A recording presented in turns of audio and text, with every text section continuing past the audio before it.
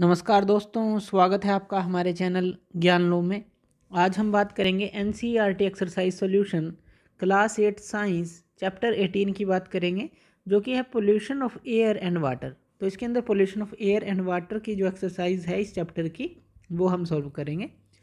तो पहला क्वेश्चन है हमारे पास, what are the different ways in which water gets contaminated. यानी कि जो वाटर है वो पोल्यूट होता है, एक तरह से कहते हैं। तो वो कौन से वे हैं, किन किन तरीक़ों से उसके अंदर पोल्यूशन फैलता है। तो देखिए, मेन जो है 3 तरीके होते हैं जिनके कारण से वाटर के अंदर पोल्यूशन फैलता है। पहला अगर हम बात करें, जो घरों के अंदर जो किचन से जो पानी जाता है, इसी तरह से जो सीवेज होते हैं उनका पानी अगर जो है वाटर के अंदर मिलता है, इसी तरह से जो घरों से निकलता है, इस तरह से जो टॉयलेट से, लॉन्ड्री से, किचन से, इस तरह से निकलता है, तो ये जो पोल्यूट करते हैं वाटर को। एक तो दूसरा, जो इंडस्ट्रियां होती हैं, जो इंडस्ट्री होती है, उनके कारण से जो केमिकल्स जो वहाँ से निकलते हैं, जो केमिकल वेस्ट निकलता है, क्योंकि इंडस्ट्रीज़ के अंदर बहुत सारी चीज़ें बनती हैं जिनके अंदर केमिकल्स का यूज़ किया जाता है, और फिर उन केमिकल्स को अगर ड्रिंकिंग वाटर में छोड़ दिया जाता है तो उससे क्या होता है, वाटर रिसोर्स जो है पोल्यूट हो जाते हैं। थर्ड होता है एग्रीकल्चर के कारण। एग्रीकल्चर के कारण कैसे? जैसे कि हम ज़्यादा मात्रा में अगर फर्टिलाइज़र्स यूज़ करते हैं या पेस्टिसाइड्स यूज़ करते हैं, तो उनके कारण से क्या होता है, जो हमारा उसके ऊपर जो हम फर्टिलाइज़र या पेस्टिसाइड्स यूज़ कर रहे हैं, कई बार बरसात आने से ज़्यादा वो बरसात के पानी के साथ वाटर बॉडीज़ में मिल जाते हैं, और इससे क्या होता है, या फिर बरसात आ जाए या फिर फ्लड की तरह की कोई सिचुएशन आ जाए, तो ये जो हार्मफुल केमिकल होते हैं ये वाटर के अंदर मिल जाते हैं और वाटर को पोल्यूट करते हैं। तो मेन जो ये 3 कारण है। नेक्स्ट क्वेश्चन ले लेते हैं, at an individual level how can you help reduce air pollution. अपने आप के लेवल पर आप किस तरह से हेल्प करेंगे एयर पोल्यूशन को रिड्यूस करने में। तो सबसे पहले आप क्या कर सकते हैं, एक तो अगर आपको व्हीकल की ज़्यादा ज़रूरत नहीं है, पब्लिक ट्रांसपोर्ट से आप जा सकते हैं, तो एक तो व्हीकल का यूज़ जो है कम से कम करें, ज़रूरत पर ही व्हीकल का यूज़ करें। दूसरा, ऐसी चीज़ों को बर्न ना करें जो एयर के अंदर पोल्यूशन फैलाती है, जैसे प्लास्टिक हो गई, वुड हो गई, इस तरह की चीज़ें, इनसे जो है आप दूरी बनाकर रखें। इस तरह की चीज़ें बर्न नहीं करनी चाहिए। इसी तरह से हमें क्या करना है, जो हमारे, जैसे कि हमने बात की व्हीकल्स की, इसी तरह से घर के अंदर भी जो है इस तरह के जो फॉसिल फ्यूल को बर्न ना करें, जिससे कि जो हमारा एयर जो है वो पोल्यूट हो। ट्रीज़ का प्लांटेशन किया जाए, ट्रीज़ का ज़्यादा से ज़्यादा प्लांटेशन किया जाए, अवेयर किया जाए लोगों को कि ट्री का जो इम्पोर्टेंस है हमारी लाइफ में क्या है। तो ये जो सारी चीज़ें हैं हम कर सकते हैं। और अगर आप अब व्हीकल का यूज़ करते हैं तो उसके अंदर जो एक क्लीनर फ्यूल का यूज़ किया जाए, जैसे सीएनजी है या फिर एलपीजी है, जो कंपनी फिटेड किट्स हैं उनका यूज़ किया जाए। तो इस तरह के कुछ मेथड हैं जिसके थ्रू जो है एयर पोल्यूशन को रिड्यूस किया जा सकता है। आप अपने लेवल पर ये काम कर सकते हैं। नेक्स्ट क्वेश्चन ले लेते हैं, clear transparent water is always fit for drinking. Comment, क्या जो साफ़ पानी होता है, क्लियर, जो दिखने में क्लियर है, तो क्या वो पीने लायक होता है, हमेशा फिट रहता है पीने के लिए? तो इस पे कमेंट हमें बताना है। देखिए, जो क्लियर पानी होगा, हम ऐसा नहीं कह सकते, प्रॉपरली हम नहीं कह सकते कि वो पीने के लिए ठीक है। क्यों? क्योंकि उसके अंदर माइक्रो ऑर्गेनिज़म्स हो सकते हैं, छोटे छोटे माइक्रो ऑर्गेनिज़म्स जो आंखों से भी दिखाई नहीं देते, वो उसके अंदर हो सकते हैं, जो कि बीमारियां फैला सकते हैं। इसलिए पानी को जब भी पिएं, प्रॉपर या तो प्यूरीफाई करके पिएं, प्यूरीफायर का यूज़ करें, या फिर बॉयल करके उसको पिएं। तो यहाँ पे ये कमेंट रहेगा इसके अंदर।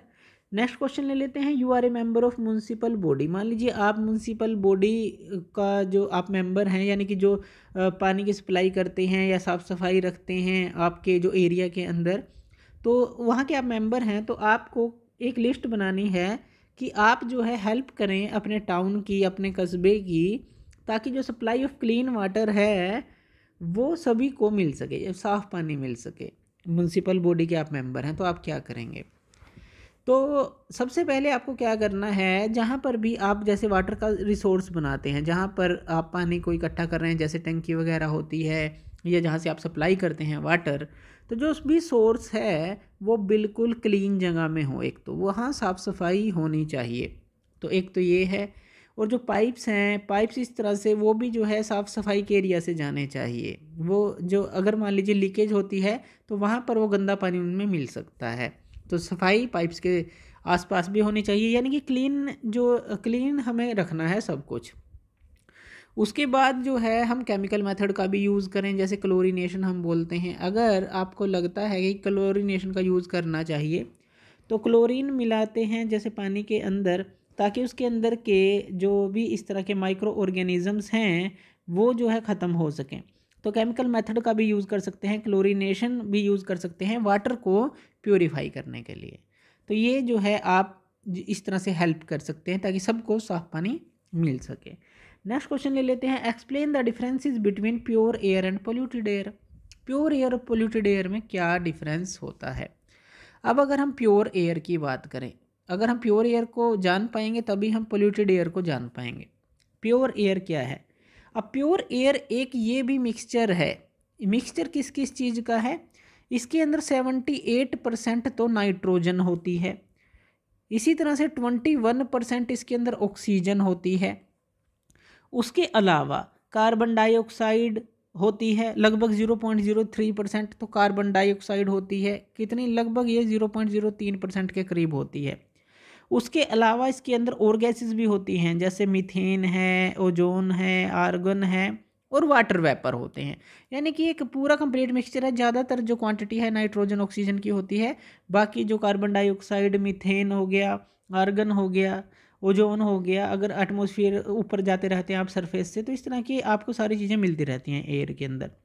तो एयर को पोल्यूट हम कब कहेंगे, ये तो प्योर एयर है, लेकिन पोल्यूटेड कब कहेंगे, जब इसके अंदर, इसी मिक्सचर के अंदर कोई हार्मफुल सब्सटेंस ऐड हो जाए। अगर इसी मिक्सचर के अंदर कोई हार्मफुल सब्सटेंस जो कि इस एयर को ख़राब करे वो ऐड हो जाए, जैसे कि इस तरह की गैसेस ऐड हो जाएं, जैसे जो इंडस्ट्रीज़ हैं या फिर कहीं पर भी जो SO2 निकल रही है, सल्फ़र डाइऑक्साइड हो गई, कार्बन मोनोऑक्साइड हो गई, नाइट्रोजन डाइऑक्साइड हो गई, तो इस तरह की गैसेस जो मिल जाएं हवा के अंदर उसको ख़राब करें, तो वो एक तरह से एयर की क्वालिटी ख़राब हो गई, वो पोल्यूटेड हो गई। तो ये है इसके अंदर प्योर एयर और पोल्यूटेड एयर, यानी कि उसके अंदर इस तरह की गैसेस मिल जाना जो कि एयर को पोल्यूट करें। नेक्स्ट क्वेश्चन ले लेते हैं, explain the circumstances leading to acid rain. यानी कि एसिड रेन क्यों होती है वो सर्कमस्टांसिस हमें बताने हैं और ये किस तरह से हमें इफ़ेक्ट करती है। अब देखिए, एसिड रेन के दो मेन कारण हैं, एक तो है सल्फ़र डाइऑक्साइड, एक सल्फ़र डाइऑक्साइड है और एक नाइट्रोजन डाइऑक्साइड। तो ये जो दोनों हैं, ये जो दोनों गैसेस हैं, ये मेन कारण हैं, सल्फ़र डाइऑक्साइड और नाइट्रोजन डाइऑक्साइड। ये एक तरह के पोल्यूटेंट आप इनको बोल सकते हैं जो एयर को पोल्यूट करते हैं। अब जब ये एटमॉस्फेयर में होते हैं, अब ये जाते कैसे एटमॉस्फेयर में, जैसे जो कोई फॉसिल फ्यूल बर्न करते हैं, फॉसिल फ्यूल, तो फॉसिल फ्यूल यानी कि जैसे इंडस्ट्रीज़ में कोयला बर्न किया जाता है या हम पेट्रोल डीजल को बर्न करते हैं, तो उनसे ये गैसेस जो हैं प्रोड्यूस होती हैं। अब ये जो गैसेस हैं अगर ये रहेंगी हमारे वातावरण में, एटमॉस्फेयर के अंदर, तो ये जो है वाटर वेपर से, अब हमें पता है वाटर वेपर भी एटमॉस्फेयर के अंदर होते हैं, वाटर के वेपर, तो उनसे रिएक्ट करती हैं और रिएक्ट करके ये क्या बना लेती हैं, नाइट्रिक एसिड और सल्फ्यूरिक एसिड बना लेती हैं। ये क्या बना लेती हैं, नाइट्रिक और sulphuric acid, nitric and sulphuric acid बना लेती हैं।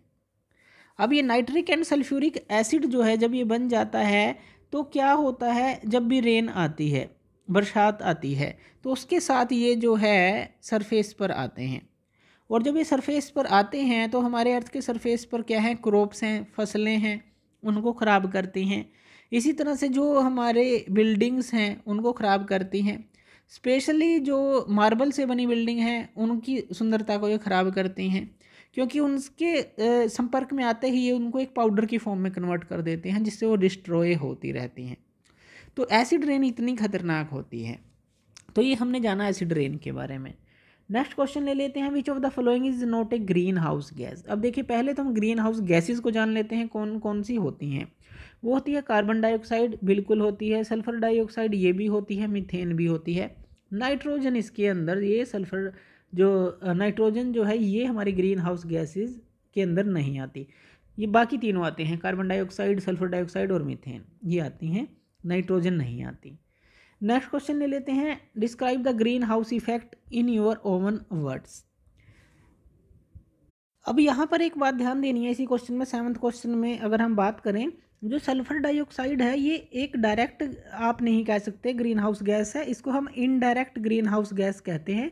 यानी कि ये इनडायरेक्टली जो है ग्रीन हाउस गैस की तरह काम करती है, क्योंकि अगर सल्फर डाइऑक्साइड की मात्रा बढ़ जाती है एनवायरनमेंट के अंदर तो ये जो है ट्रीज़ की ग्रोथ, प्लांट की ग्रोथ, इन सब को जो है ये कम करती है, जिससे कि वही बात है कि टेम्परेचर बढ़ना स्टार्ट हो जाता है अर्थ के एटमॉस्फेयर में। तो यहाँ पर ये ध्यान दीजिएगा, ये होती ग्रीन हाउस गैस की तरह ही होती है, लेकिन इनडायरेक्ट वे में आप इसको यहाँ पर बोलेंगे। तो इसलिए हमने ये तीनों गैसेस की बात की है यहाँ की, ये ग्रीन हाउस गैस हैं, तो ये ध्यान रखिएगा इसके अंदर। नेक्स्ट क्वेश्चन है हमारा, greenhouse effect in your own words को हमें बताना है कि ग्रीन हाउस इफेक्ट है क्या।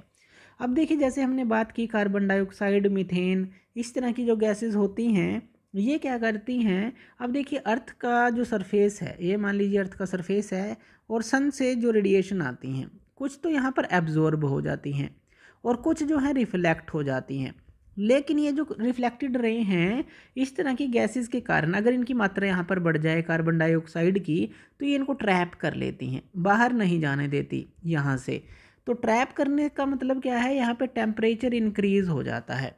टेम्परेचर इंक्रीज़ होने से क्या होता है, बहुत सारे इफ़ेक्ट होते हैं, जैसे कि जो ग्लोबल वार्मिंग का होना, गर्मी हो जाना, इस तरह के इफ़ेक्ट होते हैं। और बड़े लेवल पर देखा जाए इनका बहुत ही पूरी दुनिया के ऊपर इफ़ेक्ट पड़ता है, जो कि हम ग्लोबल वार्मिंग के रूप में जानते हैं कि बड़े बड़े ग्लेशियर्स का पिघल जाना, बाढ़ की स्थिति उत्पन्न हो जाना, जो लोग आसपास वहाँ पर रहते हैं, पानी की जो वाटर बॉडीज़ हैं उनके आसपास रहते हैं, क्योंकि ग्लेशियर पिघलेंगे तो पानी का लेवल बढ़ता चला जाएगा, बांध टूट जाएंगे। इस तरह से बहुत ही इसका एक डाइवर्स इफेक्ट है, बहुत ही बड़ा इफेक्ट है। तो ग्रीन हाउस इफेक्ट को हम इस तरह से कह सकते हैं कि कुछ गैसेस हैं जो ट्रैप कर लेती हैं हीट को, बाहर नहीं जाने देती, जिससे कि टेम्परेचर राइज हो जाता है। नेक्स्ट क्वेश्चन ले लेते हैं, prepare a brief speech on global warming, you have to deliver the speech in your class. तो ग्लोबल वार्मिंग के ऊपर एक स्पीच आपको देनी है और उसको आपको अपनी क्लास के अंदर डिलीवर करना है। तो ग्लोबल वार्मिंग आपको पता ही क्या है, फिर इसके अंदर क्या होता है, जो ग्लोबल वार्मिंग है इसके अंदर बड़े बड़े जो ग्लोबली का मतलब है कि पूरे विश्व के अंदर जो हमारा एक वार्म हो रहा है, यानी कि गर्मी बढ़ रही है, वो चीज़। अब हमने बात की जैसे CO2 है, मीथेन है, इस तरह की जो गैसेस हैं वो हीट को ट्रैप कर लेती हैं। हीट को ट्रैप करने के बाद जो है टेम्परेचर बढ़ जाता है, जिससे ग्लोबल वार्मिंग का खतरा हमें रहता है। अब देखिए, ये जो गैसेस हैं ये इतनी ख़तरनाक हो गई हैं एक तरह से, अगर हम देखें कि ये जो है हीट को इतना ट्रैप करने लगी हैं कि बड़े बड़े ग्लेशियर्स जो हैं पिघलने लगे हैं, जिससे लोगों की जो जान माल की हानि भी हो रही है। जैसे जो हमारी भूमि है एग्रीकल्चर की, वो भी ख़राब हो रही है अगर वो पानी के जो स्रोत हैं उनके आसपास है, क्योंकि बाढ़ फ्लड आता है तो लोगों की जान से भी लोगों की जान को भी खतरा है इससे, और जो एग्रीकल्चर है, क्रॉप्स हैं, प्लांट्स हैं, सबको खतरा है इससे। तो इसको जो ग्लोबल वार्मिंग को रोकने के लिए हमें जो इन गैसेस को प्रोड्यूस जो होने से रोकना होगा, ऐसी चीज़ों का हमें इस्तेमाल बंद करना होगा जो ये गैसेस प्रोड्यूस करती हैं। दूसरा, CO2 की मात्रा को हम कैसे कम कर सकते हैं या कैसे मेंटेन हम कर सकते हैं, अगर हम ट्रीज़ को लगाएं, प्लांट्स को लगाएं, इस तरह की चीज़ें अगर हम करें, वातावरण को साफ़ रखें, एयर को पोल्यूट ना करें, तो ये सारी चीज़ें जो हैं ठीक होने स्टार्ट हो जाएंगी। तो ये जो है इस तरह का एक स्पीच आप दे सकते हैं। नेक्स्ट क्वेश्चन लेते हैं, describe the threat on the beauty of the Taj Mahal. Taj Mahal की ब्यूटी के ऊपर सबसे बड़ा खतरा कौन सा है, तो वो होता है हमारा खतरा एसिड रेन का। अब एसिड रेन के बारे में हम जान ही चुके हैं कि सल्फ़र और जो नाइट्रोजन डाइऑक्साइड जो गैसेस हमारे एटमॉस्फेयर में होती हैं फॉसिल फ्यूल के जलने से आती हैं, वाटर वेपर के साथ रिएक्ट करके नाइट्रिक और सल्फ्यूरिक जो है एसिड बनाती हैं। जब बरसात आती है उनके साथ मिलकर वो क्रॉप्स और बिल्डिंग्स को नुकसान पहुंचाती है। ताजमहल हमारा वाइट मार्बल से बना है, उस मार्बल के साथ ये रिएक्ट करके ये एसिड उसको पाउडर में बदल देते हैं, तो वो खतरा है। दूसरा जो मथुरा ऑयल रिफाइनरी है जो आगरा में ही उसके आस पास जो लोकेटेड है, तो वो जो है उसके मार्बल को, वाइट मार्बल को येलो कर रही है, तो वो भी एक खतरा है। तो इस तरह से आप इसको बता सकते हैं। नेक्स्ट क्वेश्चन लेते हैं, why does the increased level of nutrients in the water if affect the survival of aquatic organism. यानी कि वाटर बॉडीज़ यानी कि जो हमारी नदियां हैं, समुद्र हैं, उनके अंदर जो पानी है, अगर वहाँ पे न्यूट्रिशन लेवल को बढ़ा दिया जाए तो किस तरह से खतरा होगा उसमें रहने वाले जीवों को, जैसे मछलियाँ हैं या जो भी रहते हैं उसमें। तो जैसे ही आप लेवल ऑफ न्यूट्रिएंट को इंक्रीज़ करते हैं तो यहाँ पर ज़्यादा एल्गी बननी स्टार्ट हो जाती हैं। एल्गी बनती है, एल्गी बनने के कारण क्या होता है, ये जो एल्गी होती है ये एक तरह से फूड का काम करती है जो हमारे डीकम्पोज़र हैं उनके लिए। तो एल्गी जो है डीकम्पोज होती है, तो ये फूड का काम कर रही है जो डीकम्पोज़र हैं उनके लिए, यानी कि ये डीकम्पोज होती जा रही है। इस प्रोसेस के अंदर बहुत सारी ऑक्सीजन का यूज़ होता है डीकम्पोजिंग के अंदर, जिससे पानी के अंदर ऑक्सीजन की कमी हो जाती है। पानी के अंदर ऑक्सीजन की कमी होने का क्या मतलब है, जो भी यहाँ पे जीव रहते हैं, जो भी हमारे यहाँ जीव हैं, तो उनके लिए ऑक्सीजन की कमी हो गई। उनके लिए ऑक्सीजन की कमी हो जाएगी तो जो भी एक्वाटिक हमारे ऑर्गेनिज्म हैं, मछलियाँ हैं, तो वो जो है मरने स्टार्ट हो जाएंगे, डेथ तक की उनके लिए नौबत आ जाएगी। तो इसलिए अगर लेवल ऑफ न्यूट्रिएंट्स बढ़ता है तो उससे एल्गी बढ़ती है। एल्गी जो है डिकम्पोज़र के लिए एक खाना है, तो उसको डिकम्पोज करते रहते हैं, जिससे बहुत ज़्यादा ऑक्सीजन यूज़ होती है, पानी के अंदर ऑक्सीजन की कमी हो जाती है। तो सिंपल सी ये बात रहेगी इसके अंदर। तो थैंक यू वीडियो देखने के लिए, और इसी तरह की वीडियोज़ के लिए आप हमारे चैनल ज्ञान लो पे हमें सब्सक्राइब कर सकते हैं। धन्यवाद।